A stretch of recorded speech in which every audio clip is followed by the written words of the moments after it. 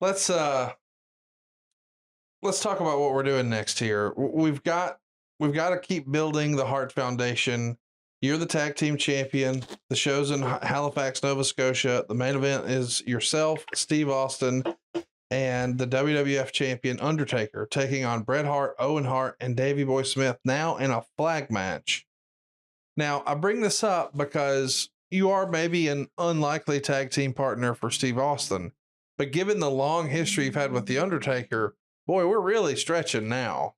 It's more about, this America, Canada circumstance more so than what you guys' personal issue was as characters, the Undertaker. What do you think of that creative? He's my lifelong rival, and now we're without really partners. A story as to why we mended fences. Just happily here. I think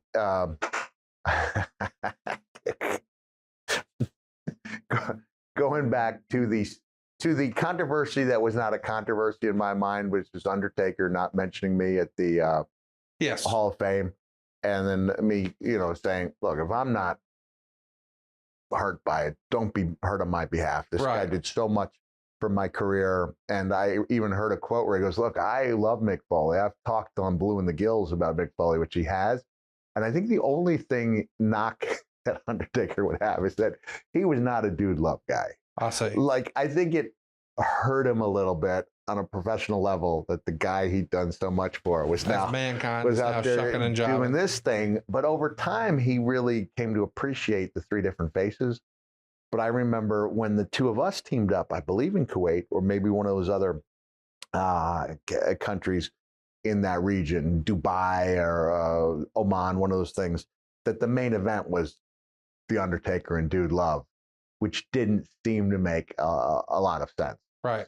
But they threw us together, the Americans versus the Canadians, and I'm going to take your word for it that it was a great match.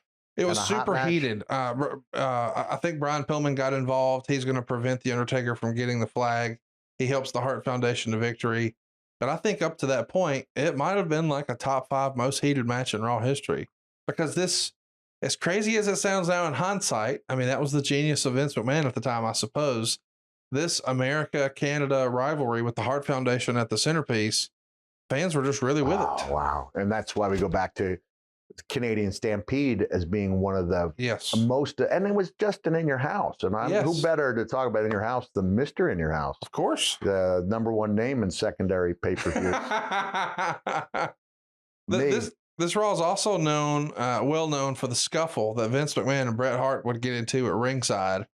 And that's almost something that we never thought we would see. Right. An acknowledgement that Vince McMahon was maybe management, much less the owner. And then some physicality. Once upon a time, guys like Gordon Soley and guys who were on the broadcast side, they were untouchable. Right. And now you see Vince involved a little bit. This is before he's the Mr. McMahon character, before he's wrestling Stone Cold on Raw. Yeah. Were you surprised to see him put himself in that spot? We were, because I think the world sees the Montreal Screwjob as the advent of the Mr. McMahon character. But this, like you said, this would be the first time acknowledging, I think, in the open that this guy was more than just an announcer. Yes. And I don't know if that was planned, but it worked.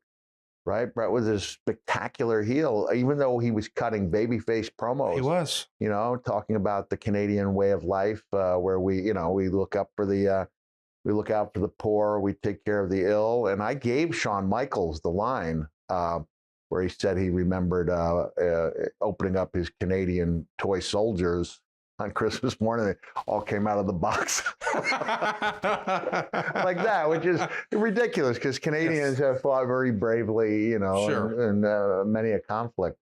But it got really personal. Remember when Shawn put the Canadian flag up his nose? Oh, yeah. Like, man, they almost had to have a police escort.